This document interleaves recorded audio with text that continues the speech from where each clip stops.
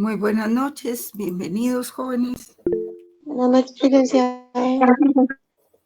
Aquí estamos trabajando. Buenas noches, licenciada. Muy buenas noches, jovencitas, mucho gusto. Buenas noches. Buenas noches. Yo quería, sí, que viniera un buen número. Voy a dar alguna información. Creo que lo voy a hacer un poco al final de la clase, para que estén todos, ¿verdad? Vamos a ver.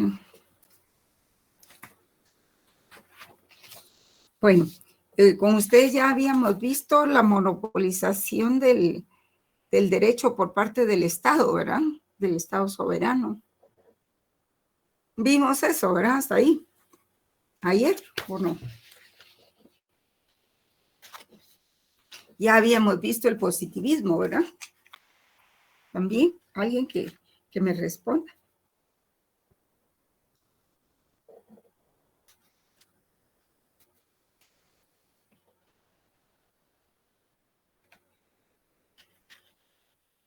Nadie. O sea que se desconectaron de ayer para hoy. Fue hasta Norberto Rompio. ¿Cómo? Escuelas de la jurisprudencia, ahí nos quedamos. Ajá. Escuelas de la jurisprudencia. No me suena. Después del positivismo, les expliqué lo que era la monopolización del... Licenciada indicó ayer que hoy iba a continuar con el marxismo. Con el yusmarxismo. Sí, según recuerdo, dijo que eso iba a dar hoy. Cierto.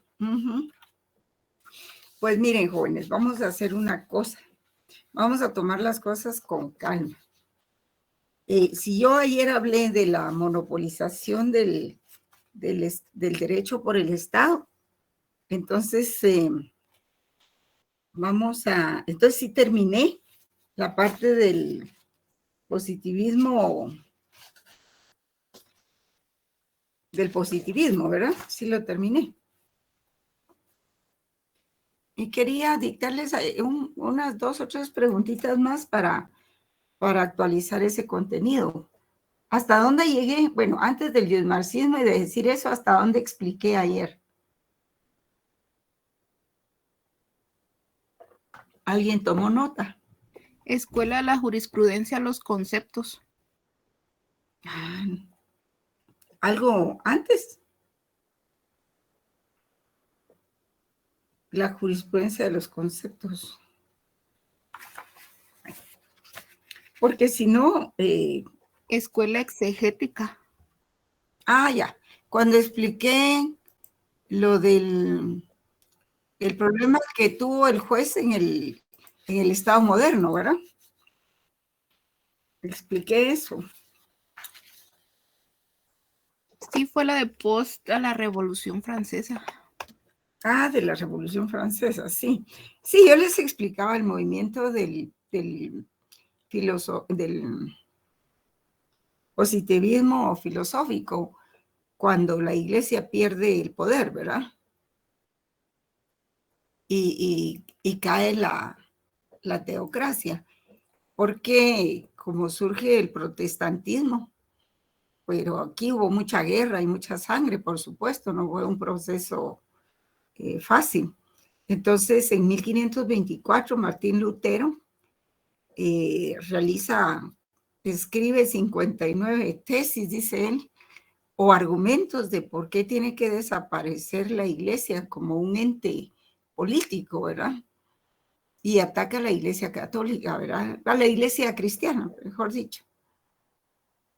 Y surge la iglesia protestante, o sea, otro tipo de iglesia, y surge también el movimiento liberal, el liberalismo, en que fíjense que se dan varios acontecimientos. Primero, cae la iglesia, ¿verdad? Y todo también, no solo por lo de los tribunales de la Santa Inquisición, la venta de indulgencias, sino también porque la iglesia controlaba a los mercaderes de esclavos y les prohibía esas actividades. La iglesia estaba en contra del tráfico de esclavos, de la venta de esclavos y de la tenencia de esclavos, ¿verdad? Entonces, eso también hizo que la iglesia perdiera su poder y le empiezan a confiscar todos sus bienes a la iglesia y lo hace el Estado, ¿verdad? Entonces, cobra preponderancia del Estado moderno que ya se creó a base de, digamos, de todas las tesis de Juan Jacobo Rousseau con el contrato social, Thomas Hobbes, Hugo Grocio, Pufendorf, Eric Wolf, y todos ellos que creían de que solo el rey no debería de tener el poder, sino que tenía que compartirlo con un órgano colegiado, que era el Parlamento, el Congreso o el Legislativo, ¿verdad? Y en ese sentido, en varios estados se crearon esos órganos colectivos, colegiados. Y entonces, por ejemplo, Cromwell, no sé si ustedes han oído de la historia de Cromwell, él era un jesuita, era un soldado también, y luchó y amenazó y pasó penas también, muchos problemas, fue atacado cruelmente, casi lo matan, hasta que logró que se estabilizara el Parlamento como un órgano de dirección del Estado. Posteriormente, John Locke también aboga por establecer que el Poder Judicial fuera controlado por el Estado y se crea el Poder Judicial, ¿verdad? Entonces, pues el positivismo filosófico es la corriente intelectual dominante en el siglo XIX. Esto lo vimos ayer, pero lo voy a repetir. Considera la realidad hecha, acabada, externa y objetiva al sujeto cognoscente, y aquello que no cumpla con ese requisito no puede ser objeto del conocimiento. Tesis o no puede ser tampoco tesis o presupuesto ontológico racional sometida a principios lógicos, y el método para obtenerla es el mismo de las ciencias empíricas, ¿verdad? O sea, el positivismo filosófico conllevó una corriente intelectual fuerte en todos los sentidos. Y entonces se dan varios acontecimientos. Se da el abatimiento de la iglesia, el surgimiento del protestantismo, el aparecimiento del positivismo filosófico como que dio lugar a que surgieran muchas ciencias que hoy conocemos, por ejemplo, las matemáticas, el álgebra, la estadística, ciencias naturales propiamente, la química, ya no era la alquimia, sino la química, la física, en fin, una cantidad de ciencias que fueron surgiendo, y a eso se le llamó el florecimiento, el renacimiento, porque surgieron también las artes como la música, la pintura, el baile, en fin. Entonces aparecen muchas ciencias y arte, ¿verdad? Y la pintura, sobre todo. Entonces a eso se le llama renacimiento, como cuando la iglesia pierde su poder y entonces ya todo mundo puede, ya no tiene prohibido nada, pues. Y se da un movimiento en que surge lo que se llamó liberalismo, y ese liberalismo iba a darse en cualquier momento, y los liberales iban a llegar en cualquier momento también. Y entonces se da rienda suelta a todo lo que se quiera hacer. De hecho, se adopta una frase muy histórica, muy importante, que se llama dejar hacer y dejar pasar. Ese era el lema del liberalismo. O sea, se podía hacer de todo. Se podía hacer el comercio, la producción, sin mayores barreras y cosas así. Y así como hubo cosas muy positivas, también hubo cosas muy negativas. Porque ni modo, los esclavistas siguieron con su negocio de los esclavos, y más fuerte todavía, ¿verdad? Se volvió más grande ese negocio. Y entonces la epistemología positivista, ¿verdad? Que conlleva el positivismo filosófico, estudia el derecho como un hecho y no como un valor. proscribiendo todo elemento axiológico o moral de la definición del derecho y del derecho justo, por supuesto. Al aplicar estos presupuestos a la reflexión filosófica sobre el derecho del siglo XIX, se comprende, en primer lugar, por qué la filosofía del derecho decimonónica, y ahí quiero que ustedes investiguen qué quiere decir la palabra decimonónica y la agreguen a su diccionario. Entonces, al aplicar estos presupuestos a la reflexión filosófica sobre el derecho del siglo XIX, se comprende en primer lugar por qué la filosofía del derecho decimonónica asimila al jurista a un científico, exigiéndole que describa al derecho como es. Esto es, analizando su estructura formal y prescindiendo de cualquier valor de su contenido o finalidad. Perdón. El deber ser. Ay, perdón. Salud, licenciada. Salud, licenciada. Porque están pensando en mí. Entonces, muchas gracias, María. Y en segundo lugar, porque sostuvo la idea de una ciencia jurídica y porque se dijo que su objeto de conocimiento es el derecho positivo, o sea, la ley, ¿verdad? En donde entra el derecho histórico observable empíricamente, ¿verdad? En tercer lugar, porque priorizó la certeza y seguridad frente a otros valores como la justicia.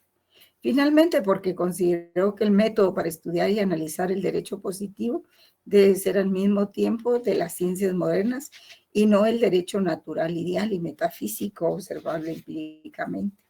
Entonces se da la monopolización del derecho por el Estado. En la sociedad medieval existía la pluralidad de ordenamientos jurídicos y diversidad de fuentes de derecho, todos subordinados al derecho romano, considerado como un derecho común, frente a la anarquía normativa, la creación de un ente soberano capaz de imponer de manera eficaz que será la respuesta. Y esta monopolización de la creación del derecho por el Estado moderno encuentra su fundamento en las doctrinas contractualistas de Hobbes, Rousseau y defensores del poder exclusivo del Estado soberano. Esto ya lo habíamos visto ayer, ¿verdad, jóvenes? Díganme sí o no, por favor. Sí, licenciada. ¿Verdad? Uh-huh. Entonces decía Norberto Bobbio que surge pues el formalismo y el imperativismo, ¿verdad? El formalismo porque el derecho se define no por referencia al contenido material de justicia o a su finalidad, sino por su relación con la autoridad, teniéndose únicamente el elemento puramente formal. Y el imperativismo porque el derecho es considerado un mando, una orden, un imperativo por medio del cual el gobierno, que es el Estado, ordena o prohíbe determinados comportamientos. Y entonces eso nos lleva a la aparición del Estado moderno secularizado, que ustedes tienen que ver también ese término secularizado, que conlleva la monopolización del derecho por la comunidad política organizada, a quien se reconoce como su única fuente. Y por otra, la racionalización del material jurídico disperso, el derecho en la ley por el Estado y su obediencia al derecho no depende, la obediencia al derecho no depende de un fundamento trascendente e intemporal, depende de su positividad, de haber sido puesto, porque la positividad es de haber sido puesto por el soberano. El Estado ejerce un monopolio legítimo de la violencia y está por encima del derecho, es soberano, y eso hasta nuestros días, ¿no? El concepto de soberanía como poder absoluto implica que el Estado se encuentra por encima del derecho y lo convierte en un ente jurídico y autónomo que no tiene límite en el derecho de su poder y carece de instancias superiores que lo legitimen. Y esto va a afectar el papel del juez, pues antes mantenía cierto poder de cierta discrecionalidad o libertad en la elección de la norma jurídica por aplicar. Ahora, en la aparición del Estado moderno ya no es posible y hace del juez un órgano del Estado subordinado al poder legislativo y a la ley, es decir, subordinado por el Estado, y finalmente la subordinación del juez a las decisiones del Estado. Entonces, el principio o argumento del legislador racional consiste en que se le atribuye al legislador una calidad que no tiene, ¿verdad? Calidad de sujeto racional, sabio, imperecedero, consciente, omnisciente, justo y lógico. Y de manera que cuando esas reglas de derechos sean elaboradas por una pluralidad de legisladores infalibles, sabios, justos, etcétera, nada más lejos de la realidad, ¿verdad, jóvenes? Ante quien hay que deponer las opiniones personales, pues esa ficción del legislador racional cumple con funciones esenciales dentro de la ciencia jurídica. Y la primera es que alude a la obediencia y respeto que infunde la figura del legislador, ¿verdad? Violar la norma no implica un acto antijurídico y irracional, sino también, y tampoco implica un acto injusto, ¿verdad? Entonces, la segunda, ligada a la legitimación del Estado moderno con la aparición del liberalismo, que se legitima por vía de la legalidad. Esta tiene capacidad para hacerlo en tanto, es decir, esta legitimación tiene capacidad para hacerlo, en tanto la legalidad es expresión de una voluntad racional que representa intereses sociales y populares. Y la tercera función está articulada a la labor interpretativa y de aplicación del derecho, ¿verdad? Entonces, junto a todo eso que acabamos de ver, ¿verdad? Vienen otras tesis. Acuérdenme que les hable del examen, jóvenes. Por ejemplo, viene el movimiento de los glosadores y los posglosadores, ¿verdad? Que varios autores pues influenciaron en el pensamiento historicista del derecho, ¿verdad? Para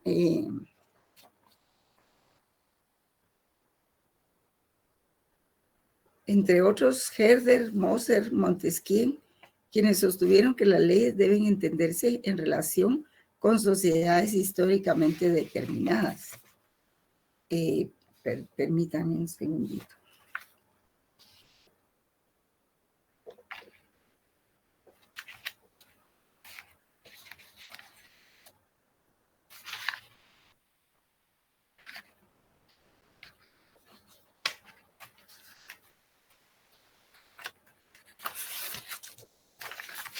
Bueno. Entonces, perdón.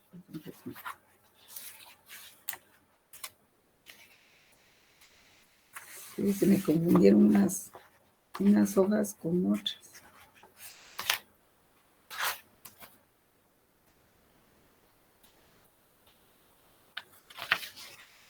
Sí, empieza el movimiento de los glosadores, fue un movimiento muy importante, porque había mucha anarquía en la emisión de las normas. Y, por ejemplo, en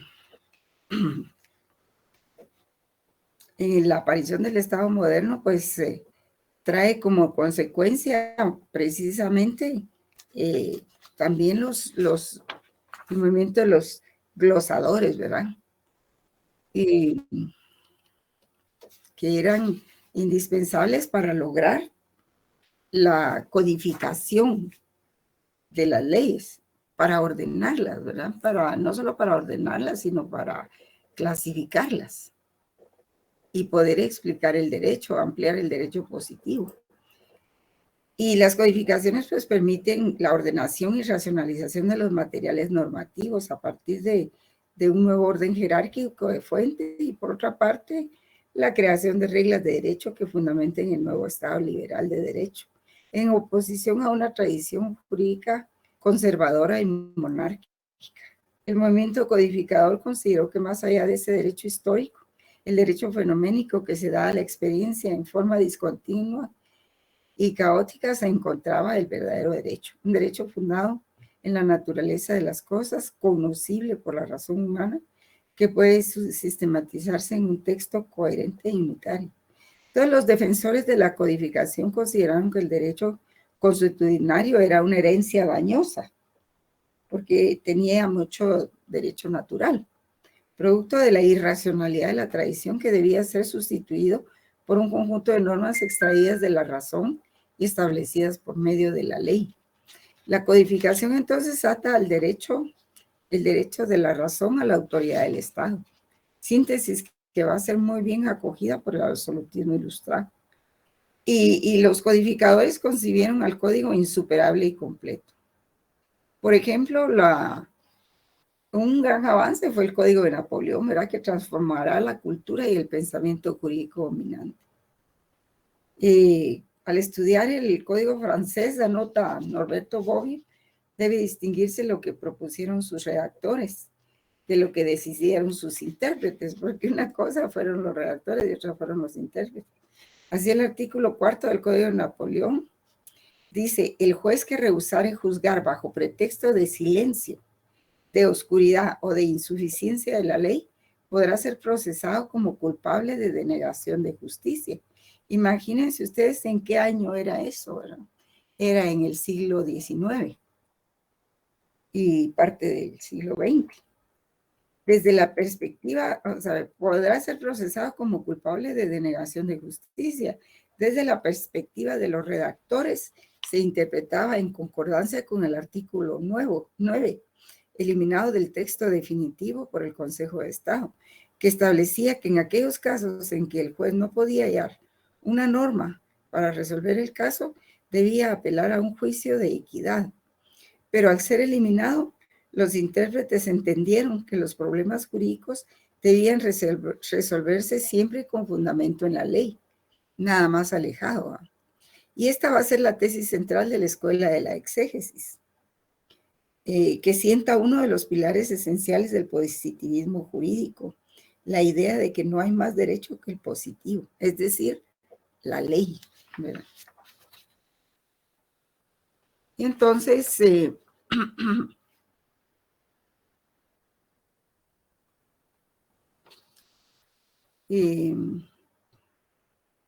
los codificadores pues consideran al código insuperable y completo como la única fuente del derecho. Es por ello que no aceptan una fuente diferente a la ley del código y niegan cualquier forma de interpretación que no fuera la realizada por el legislador. Las codificaciones representan, según Bobbio, la realización política del principio de omnipotencia del legislador.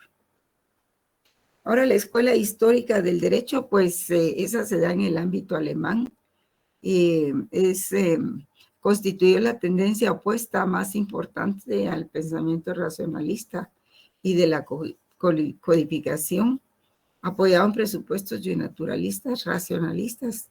En 1803 funda el sistema de derecho de las pandectas, es otro término que deben de investigar, que representa el intento de ordenar sistemáticamente el derecho positivo, privado. Posteriormente reelabora el argumento de la codificación del derecho en un ensayo de 1814 sobre la necesidad de un derecho civil general para Alemania. Para Thibaut, que es uno de los autores de estos códigos, una buena legislación debe tener perfección formal, ello es normas jurídicas claras y precisas, y perfección sustancial, por cuanto sus normas deben regular todas las relaciones sociales. Y esta tesis va a suscitar una discusión interminable con Savigny, que defiende sus tesis historicistas. Un poco por aquí estábamos viendo lo de la tesis de Savigny. Vamos a ver, después de la escuela de los glosadores y posglosadores, la teoría general, bueno, entonces la escuela histórica compartía la corriente a favor de la legislación, la necesidad de un derecho unitario y sistemático y su crítica al derecho judicial. No obstante, la escuela histórica, más que una codificación, lo que se requería era una ciencia jurídica, que además de conferir sistematicidad y unidad al derecho, contribuía a remediar el defecto de la rigidez propia del derecho legislativo. Aquí me faltó una N.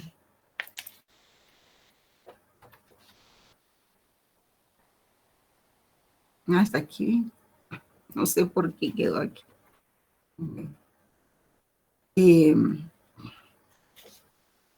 Entonces, la escuela histórica del derecho fue una inflexión romántica que sostuvo la idea de singularidad y multiplicidad de la historia del sujeto humano.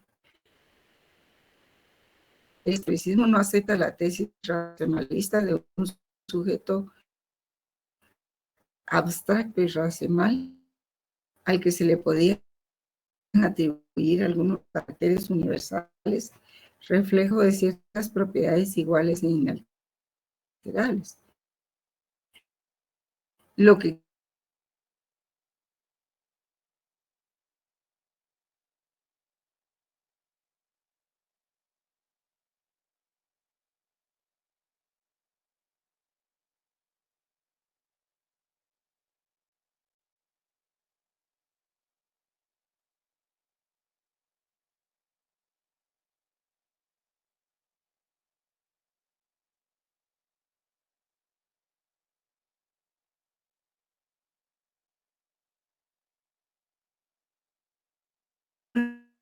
a los individuos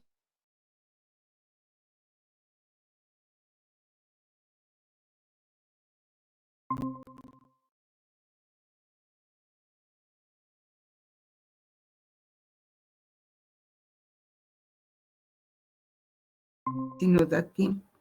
Entonces, varios autores influenciaron el pensamiento historicista en el derecho, ¿verdad?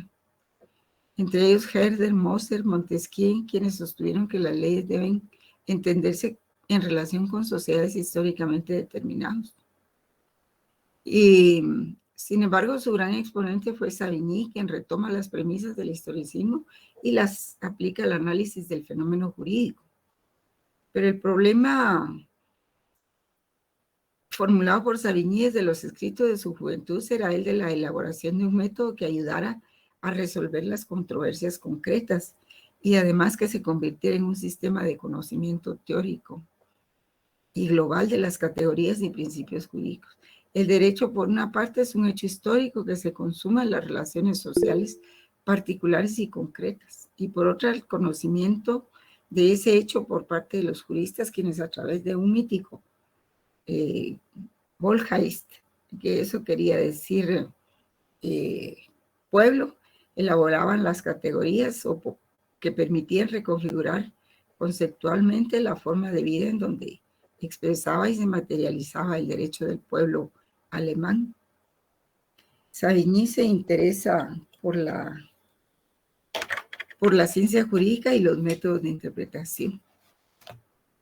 Y entonces se dan varios aportes que ustedes los tienen aquí, ¿verdad? Antes vamos a ver esto. Hay algunas tesis principales como la de Alf Ross, que él plantea algunos pensamientos que dicen el derecho que es no es igual al derecho que debe ser.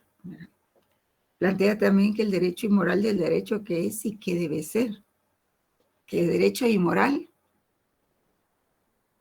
es el derecho que es y que debe ser. O sea, el derecho que debe ser, que sería el derecho asociado a la moral, no solo es el derecho que es, sino también el derecho asociado al naturalismo. O sea, cómo debe ser el derecho, qué debe ser el derecho. Ahí aparece la concepción imperativista de las normas jurídicas que ya les expliqué, y también pues que se conceptualiza como un conjunto de normas que se aplican por la fuerza, que son coercitivas. Y la concepción mecanicista en ese tiempo era que los jueces aplican el derecho pero no lo crean. Y la idea que todo ordenamiento jurídico debe ser obedecido. Hay una negación existencial del derecho natural anterior y superior al positivo. Eso es lo que plantea Alf Ross. Según Norberto Bobbio, también el dispositivismo se ocupó de una serie de cuestiones concernientes a la teoría y la práctica del derecho. entre los que resaltan la cuestión de los juicios de valor, la concepción coercitiva del derecho, la primacía de la ley, el imperativismo de la norma jurídica, el método jurídico, el ordenamiento jurídico y la presencia de la ideología del derecho. Que la ideología del derecho positivo es prácticamente una como propaganda, ¿verdad? De que el derecho positivo es el único que es justo y es el que debe aplicarse. Y debe agregarse a las anteriores la cuestión de la definición, la propia noción de positivismo jurídico, ¿verdad? Y en cuanto a los juicios de valor en el análisis del derecho, pues influenciado por el positivismo filosófico decimonónico, predica la neutralidad valorativa del conocimiento científico y la distinción entre los juicios de hecho y los juicios de valor, excluyendo a los juicios de valor de lo científico. Y el positivismo pretende estudiar el derecho como un hecho, ¿verdad? Eso ya lo habíamos dicho, y no como un valor. Y la concepción coercitiva del derecho, que tiene que imponerse, que conlleva también la imperatividad, no solo la formalidad, sino la imperatividad del derecho. Hans Kelsen es uno de los autores modernos para quien la coacción no es un instrumento, sino un elemento esencial de las normas jurídicas. Y su argumentación se orienta a mostrar las debilidades de las teorías clásicas, pues esta al considerarse que el derecho no es una norma, que el derecho, perdón, es una norma que se hace valer por la coacción, formula un regreso al infinito. Según Kelsen, si el derecho es una norma que se hace valer por la coacción, la norma secundaria que garantiza la aplicación de la coacción para que pueda ser considerada norma debe a su vez estar garantizada por una tercera norma y así sucesivamente, ¿verdad? Y luego la primacía de la ley como fuente del derecho, porque eso es lo que conlleva el positivismo, ¿verdad? La primacía de la ley como fuente del derecho. Bobbio distingue entre el ordenamiento jurídico simple, aquellos en donde existe una sola fuente, y ordenamiento jurídico complejo, en donde hay más de una, ¿verdad? Pero dice que en un ordenamiento jurídico complejo las diferentes fuentes pueden estar en un mismo nivel o plano de valor o pueden estar jerarquizadas.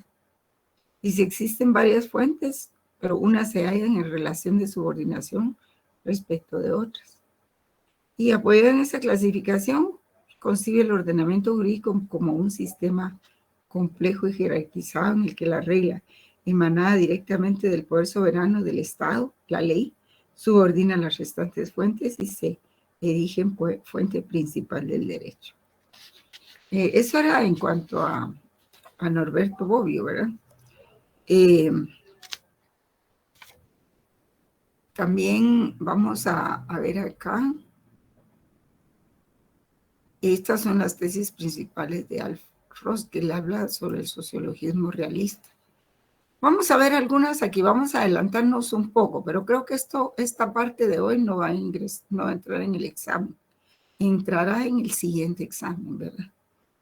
Entonces, estas son las escuelas que desarrollan el positivismo jurídico. Escuela de los glosadores y posglosadores. Sus aportes son la creación de ramas del derecho internacional privado, su teoría de las corporaciones, la teoría general del derecho penal y el procedimiento penal. En fin, también eso conlleva la escuela exegética que ya le hablamos, ya la vimos, que es el pensamiento naturalista de la Ilustración, o sea, del Renacimiento, que se le llama, en que hay excesiva fe en la razón y se empiezan a hacer muchas leyes, ¿verdad? Es el culto a la ley, se cree que con una ley se resuelve todo.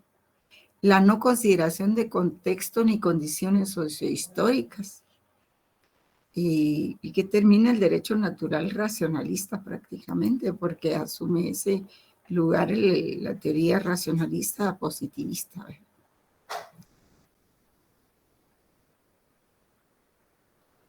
Savigny, ¿verdad? Que ya lo vimos, alemán del siglo XIX, tomó base como base la experiencia jurídica basada en la historia. Y es un filósofo que sostiene que en la historia se entiende cualquier fenómeno social. Y está la jurisprudencia de conceptos, ¿verdad? Que también hay que...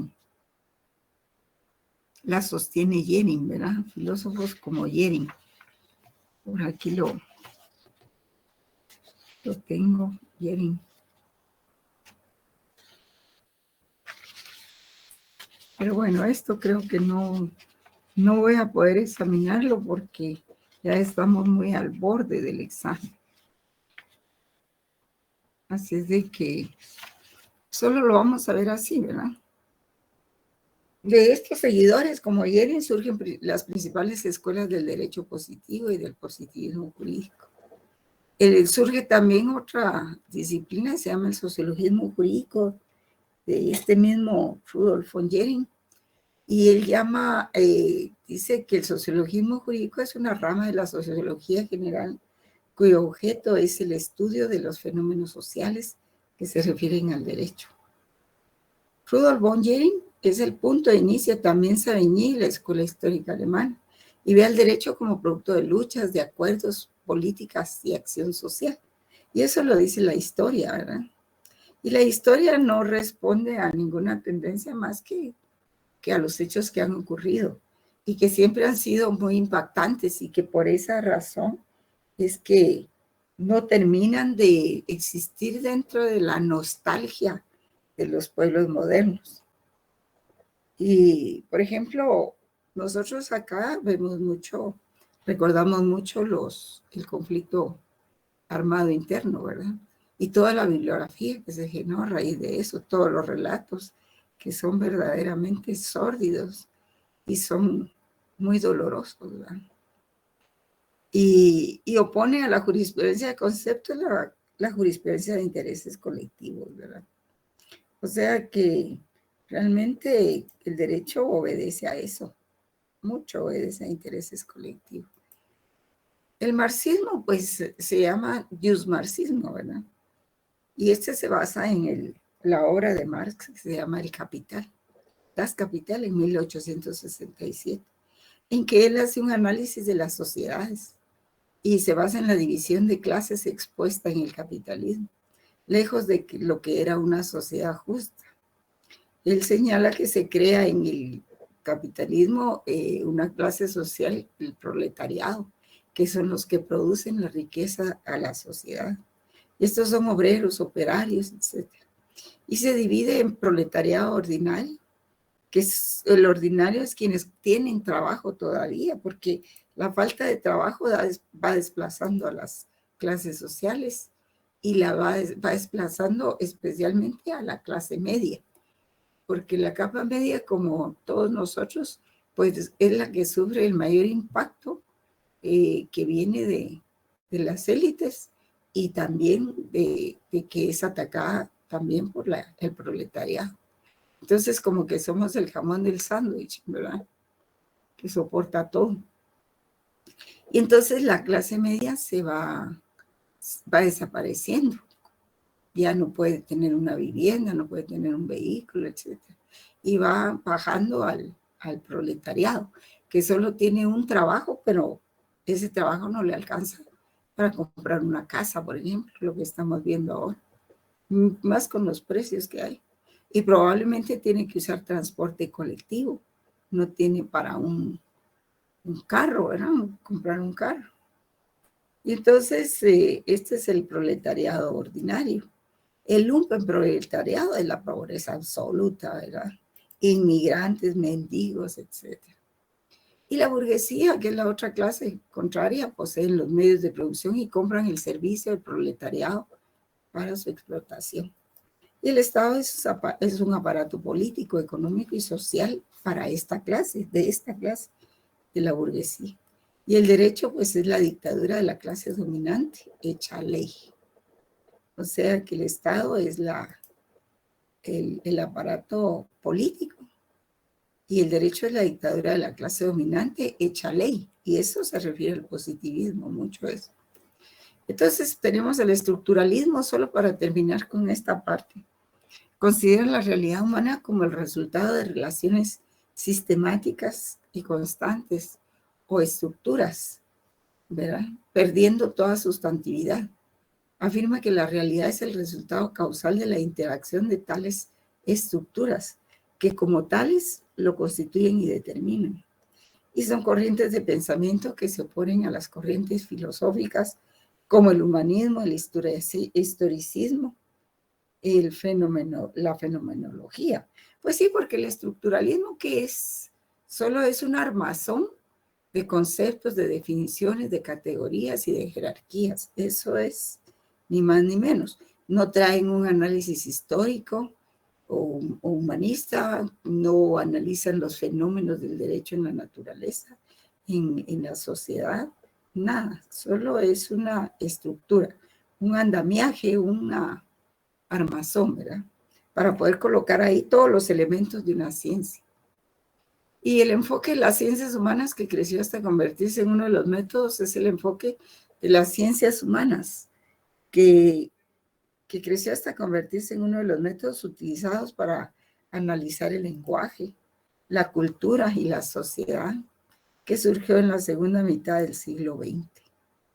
Y la escuela semiótica, en términos breves, pues es una ciencia que trata de los sistemas de comunicación dentro de las sociedades humanas. Ciencia que estudia la vida de los signos en la vida social. En derecho estudia el lenguaje jurídico, la escuela semiótica. Y su método busca comprender las prácticas culturales que implican significaciones también culturales de diverso orden. Y también busca que las leyes que les son aplicables a estos factores, ¿verdad? A esta significación. Y se divide en tres, ¿verdad? La semántica, la sintáctica o sintaxis y la pragmática, ¿verdad? La semántica, pues, es el significado de las palabras, ¿verdad? La sintaxis, pues, es el orden de las oraciones, de los signos y todo eso. Y la pragmática, que ya aplicaba la semiótica a la realidad social, ¿verdad? Cómo es que las personas reciben, comprenden, pues, el derecho. Yo les decía que las sentencias de los juzgados tienen que ser claras, que las pueda leer cualquier persona, porque son emitidas para el pueblo, no para técnicos, ni para abogados nada más, sino que las pueda entender cualquier persona, sepa leer o no. Bien, jóvenes, entonces miren, yo quería darles unas preguntitas ahí también para que les sirva un poco de orientación, ¿verdad? Y piensen en que, pues, el examen va a ser ya les dije, ¿verdad? En Classroom. ¿Aló? Sí, licenciada. Porque nadie me Sí, conoce. licenciada. Sí, el examen va a ser en Classroom, ya no va a ser en Moodle. Imagino que eso les complace, ¿verdad? De manera, pues, que tienen que examinarse en su examen normal, el del 28 de febrero. Y voy a establecer las 8 de la noche para efectuar el examen de ustedes, porque yo entiendo que son trabajadores y pues que tienen mayores comodidades si el examen es a una hora que ya están libres, pues, de compromisos laborales. Entonces va a ser a las 8 de la noche, a las 20 horas. De manera que con esas facilidades, y es en Classroom, ninguno tiene por qué no hacer su examen. Porque yo realmente no tengo tiempo de estar haciendo exámenes extemporáneos, jóvenes, porque tengo casi 1000 alumnos y son casi 1000 problemas socioeconómicos de los 1000 alumnos. Entonces, no crean que hay 2 exámenes. Se puede tomar el normal y el extemporáneo, no, están muy equivocados. Ustedes tienen que examinarse en su examen normal. Porque si ustedes empiezan que fíjese que no me pude conectar a la plataforma, que fíjese que no me funcionó, porque no están preparados para el examen, entonces yo sí les digo que no puedo tolerar eso. Cada quien tiene que prepararse, así como se preparan para recibir las clases, que ingresan a la plataforma y todo, así tiene que ser. Tienen que ingresar en la misma forma que ingresan para su clase, ¿verdad? Ustedes ya tienen un ingreso, ingresan a la plataforma y buscan el examen. No tengo que darles ninguna clave, ¿verdad? Porque ustedes ya la tienen en su computadora. Les recomiendo que se examinen, les recomiendo, además del examen normal, porque si ustedes piden examen extemporáneo y no tienen la debida justificación, vamos a tener problemas, definitivamente. ¿Qué otra cosa les iba a decir? Licenciada, buenas noches. Es a las 20 horas, ¿verdad? Para su comodidad. Sí, ¿quién me está hablando? Sí, licenciada, buenas noches. Perdón que me interrumpa. Y solo con una consulta, no sé cómo viene estructurado el parcial, no sé si... Sí. Bueno, miren, todavía no sé si les voy a dar 30 preguntas o 15. Todavía no sé, porque son bastantes secciones y alumnos, ¿verdad? Entonces, pues hay que poner diferentes versiones. Y eso conlleva, pues, mucho más trabajo, tomando en cuenta que no tengo auxiliar, ¿verdad? Entonces, no les puedo hacer pregunta directa porque me llevaría 6 meses calificar todas esas respuestas, ¿verdad?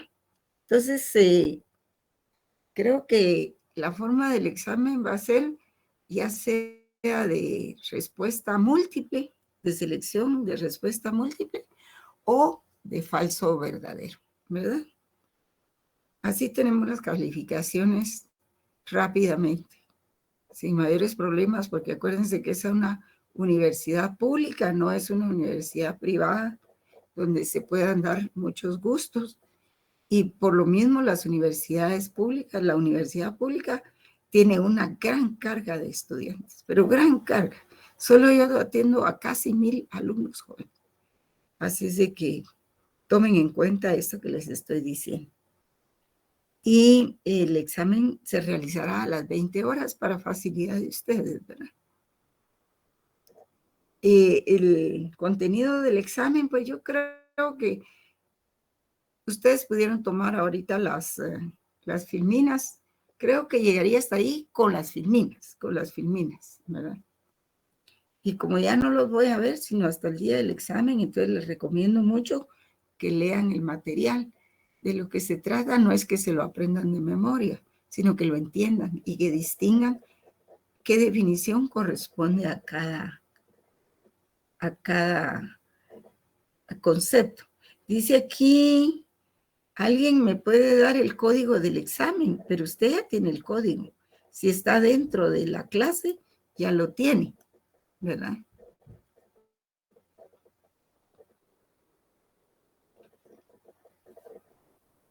Es probable que entre una pregunta del marxismo, ¿verdad? Puede ser, pero solo una, y es basada en las filminas. La pregunta, ¿cuál es el código Classroom para el examen? Ustedes ya tienen su código. Es con el mismo que ingresan a la clase, en la misma forma. Los documentos que entran en el examen, pues los que les he dado, tienen que tener en cuenta que hay que contestar lo que es ontología, deontología, la teoría del conocimiento con todos sus ítems, ¿verdad? La axiología, que es la teoría de los valores, los elementos del conocimiento, en fin, ¿verdad? Todo lo que les he dado hasta el día de hoy, ¿verdad? Tienen el material que les envié el viernes pasado. Y ese amplía un poco el material que les envié hace 2 semanas, o hace 3, me parece. Entonces, ¿hasta aquí qué página del libro vendrá el parcial? Hasta donde dice ciencia, ¿verdad? Hasta donde dice ciencia. La verdad es que casi todos los materiales contienen lo mismo. Entonces, no es que un material contenga más que otro, ¿verdad? Sino si ustedes leen detenidamente todos los conceptos y definiciones, se encuentran en ambos documentos, en todos los documentos. Yo les di un documento sobre las principales teorías o corrientes filosóficas, que es lo que estamos viendo hoy. Pero haré más énfasis en lo que vimos hasta ayer. Probablemente si les haga preguntas sobre las filminas que les mostré hoy. Quería darles algunas preguntitas para que se orienten mejor. No sé si tienen dónde apuntar. Esto les va a ayudar para ubicarse en los temas, ¿verdad? Porque yo lo que persigo es no que se aprendan de memoria, sino que hayan asumido realmente todos estos conocimientos y los hayan internalizado, que hayan buscado los conceptos que no conocían, que los hayan visto en el diccionario o en internet para su léxico, ¿verdad? No ha podido subir a Classroom donde sube el material. ¿Y por qué? Bueno, no sé, Eric Ramón, no sé por qué. Porque saben, jóvenes, que el problema cuando se dan las claves así públicamente es que se han ingresado muchas personas que no son de la clase, sino que solo son personas que quieren entrometerse en la clase. Y después pasan videos, música y cosas así indebidas, ¿verdad? Por eso, si usted tiene ese problema, Eric Ramón, yo creo que hay que acudir a los correos de la asistencia al estudiante, ¿verdad? Hay que ver cuáles son los, para que lo auxilien y ahí le ayudan, ¿verdad?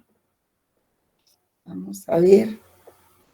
Voy a ver si tengo alguno aquí, pero esos son publicados en la página de la universidad.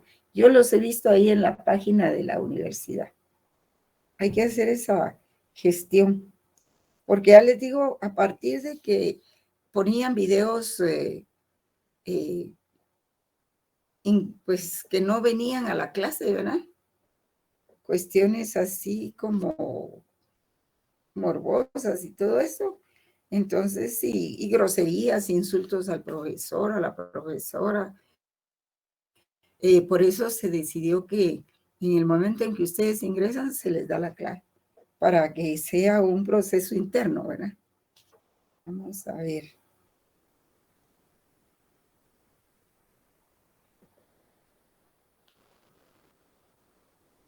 Sí, hay Buenas noches, hay unos licenciada. correos ahí, no sé si ustedes los tienen.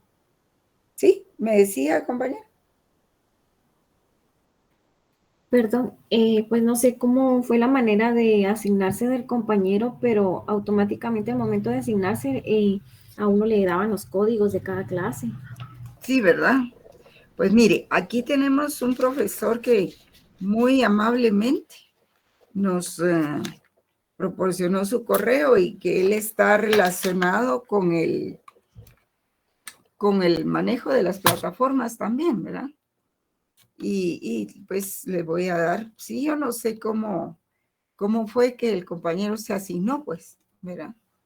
Pero sí, están en la plataforma, están los correos, sí, porque no, aquí me dijo que ese era su correo privado, ¿verdad? Entonces, mejor consultar la plataforma, porque hay que ver también si está inscrito, porque si no está inscrito, porque hay varios que no están inscritos. Tengo la información de que hay un montón de alumnos que no están inscritos y que están pues, asistiendo a clases. Vamos a ver, no sé, Eric Ramón Robles. De todas maneras, voy a ver si está, pero usted, Eric, tiene que hacer su, ráleme su carnet. Eric, porque si no estamos en lo mismo, ¿verdad?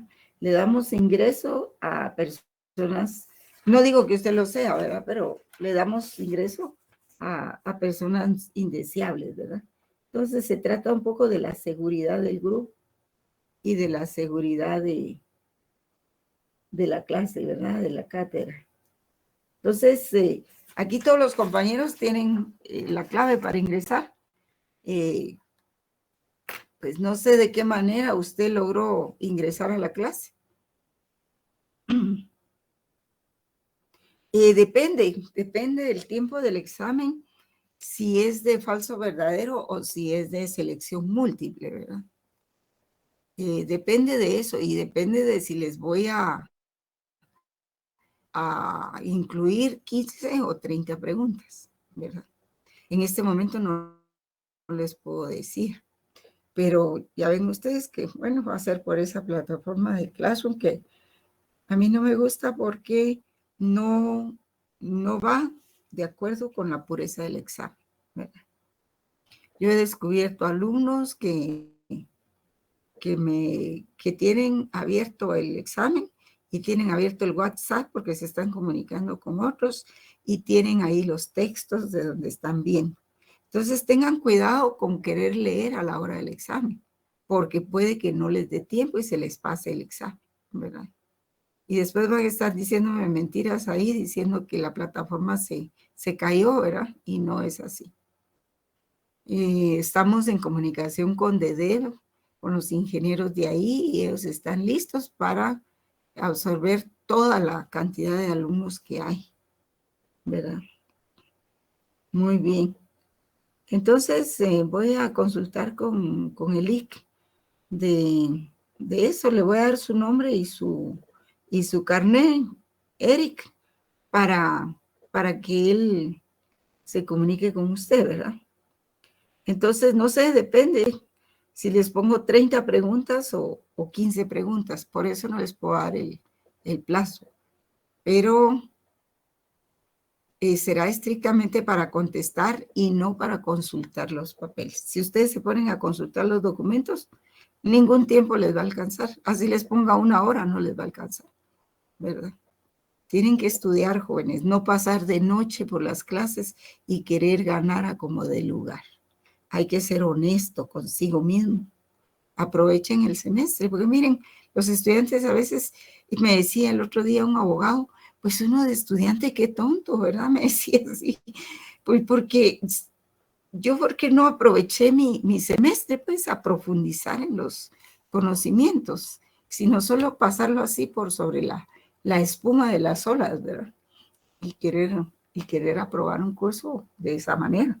Y está bien que lo quieran aprobar en su momento y que ganen y todo, pero está mal que no profundicen, que no lean, ¿verdad? Porque pues, el abogado que no sabe de filosofía no es abogado realmente, ¿verdad? Además, ahí en el gran tope que hay en la facultad, pues ustedes saben, son los privados y es la tesis, ¿verdad? La tesis, la unidad de tesis se ha convertido en un misterio, ¿verdad? En que no se sabe quiénes reciben ahí, quiénes no, que si ustedes quieren pedir un cambio de asesor o un cambio se convierte en la verdadera, el secreto de Estado, ¿verdad? No sé por qué las cosas son así, ¿verdad? Y eso les va a llevar mucho tiempo. Entonces, ¿alguna otra pregunta, jóvenes? El examen será a las 20 horas. El examen, primer parcial, se realizará a las 20 horas. Ustedes tienen que estar ahí media hora o o como sea, no lleguen en el último momento, porque como el examen tiene un determinado tiempo, no les va a dar espacio para que lo terminen. Por ejemplo, hay alumnos que me han dicho, yo quiero que me lo repita porque la plataforma se cortó, fíjese que no sé qué. Y vengo yo y analizo la plataforma. En la revisión, primero le voy a dar revisión. Y entonces la plataforma me dice cuánto tiempo estuvieron y a qué hora ingresaron en el examen. Y muchos alumnos están ahí, pero están leyendo. Y entonces en la lectura se les va el tiempo del examen. Así es de que realicen sus procedimientos como son, porque ya les digo los problemas que tengo, porque no, por los exámenes extemporáneos. Tengo demasiados alumnos, no tengo un profesor auxiliar tampoco, ¿verdad? Licenciada, buenas noches. Sí, compañero. ¿Sí? Disculpe, todavía nos va a dar las preguntas. Sí, es que se me olvidó. Es el 28, ¿verdad, joven? Es que solo les escribí ahí que el examen era a las 20 horas. No les había puesto la fecha. Estamos de acuerdo con la fecha, ¿verdad? Ya vieron ustedes el calendario. Sí, licenciado. Sí, licenciada. A mí me preocupa mucho estar claros con ustedes, ¿verdad?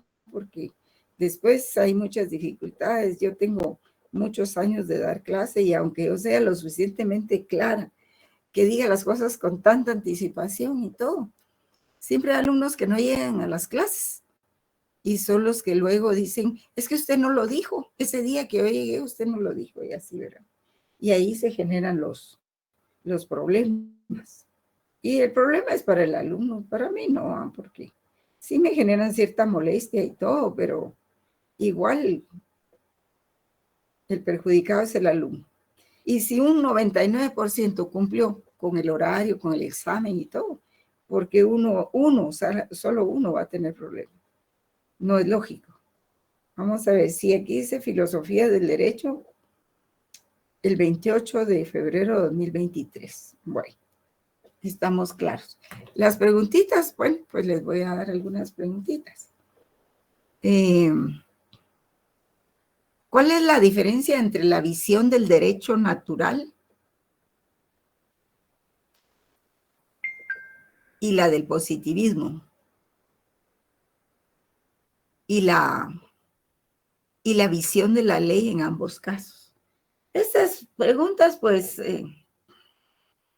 cuando era presencial el curso podían hacerse, ¿verdad? Licenciada, Incluso, disculpe si puede volver a repetir. Perdón. sí, con mucho gusto. ¿Cuál es la diferencia entre la visión del derecho natural y la del positivismo? Coma. Y la visión de la ley en ambos casos.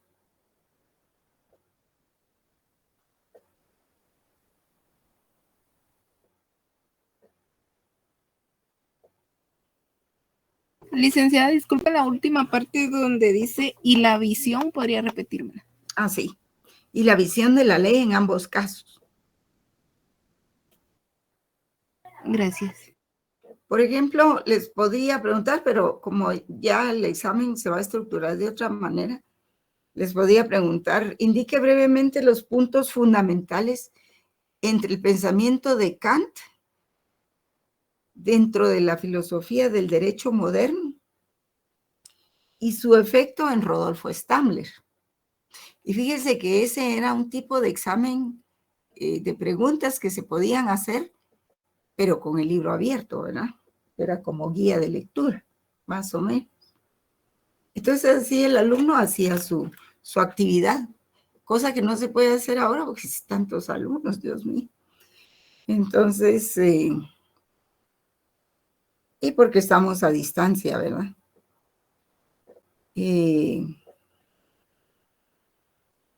¿Cuáles son los postulados del positivismo como medio para conocer el mundo social? Fíjense ese tipo de preguntas.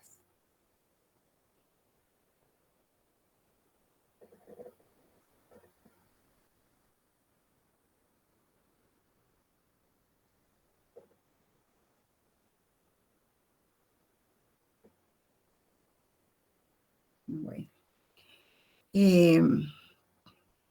Por ejemplo, acerca del Estado de Derecho. ¿Ah? Disculpe, ¿podría repetir la última pregunta, por favor? Gracias. Ay, ya no me acuerdo cuál es. Es que tengo miles de preguntas aquí.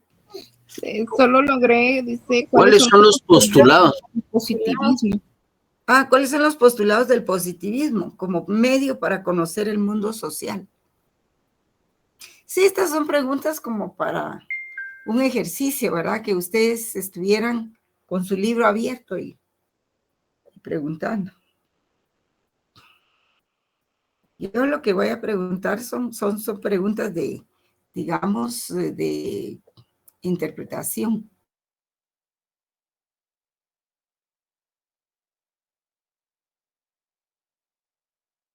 No puedo decir, por ejemplo, esta de Kant, ¿verdad? Puedo preguntar sobre Kant. Puedo preguntar sobre Norberto Bobbio. Pero no es preguntar, sino que yo doy la definición y la tesis y ustedes dicen si es falsa o verdadera. O bien les doy unas 3 respuestas sobre alguna definición y les digo, señale quién es el autor de esta definición. Entonces les doy 3 nombres. Mira. Por ejemplo, acerca del Estado y el derecho.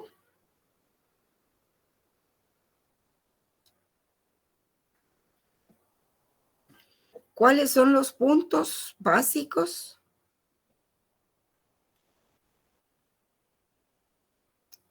sobre los que Marx y Engels, es que Engels va adosado a Marx porque trabajan las mismas tesis, hicieron las mismas publicaciones, ¿verdad? Entonces, acerca del Estado, el derecho y el derecho, ¿cuáles son los puntos básicos sobre los que Marx y Engels hacen descansar sus tesis o su tesis, ¿verdad? Por ejemplo, describa el contexto histórico en el que surge la doctrina sobre la corriente justnaturalista o derecho natural y qué representa.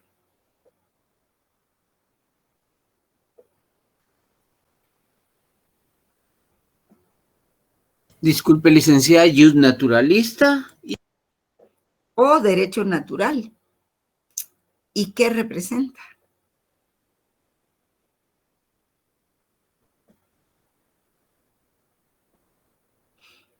Por ejemplo, ¿quiénes son los principales exponentes del derecho natural en la Edad Media, ¿verdad? O en la Edad Antigua?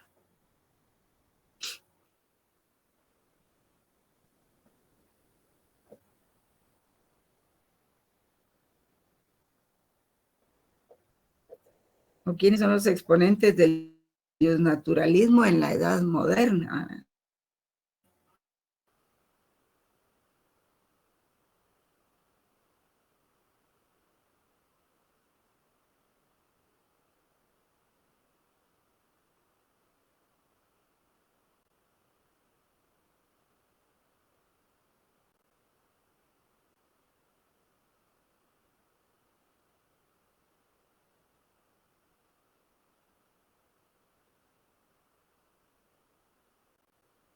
Yo usaba en algunos laboratorios para que los alumnos leyeran el documento estando en clase, porque eso pues era una práctica muy importante, porque hacía que los alumnos leyeran ahí, dentro de la clase, pero eso tratándose de clase presencial, ¿verdad?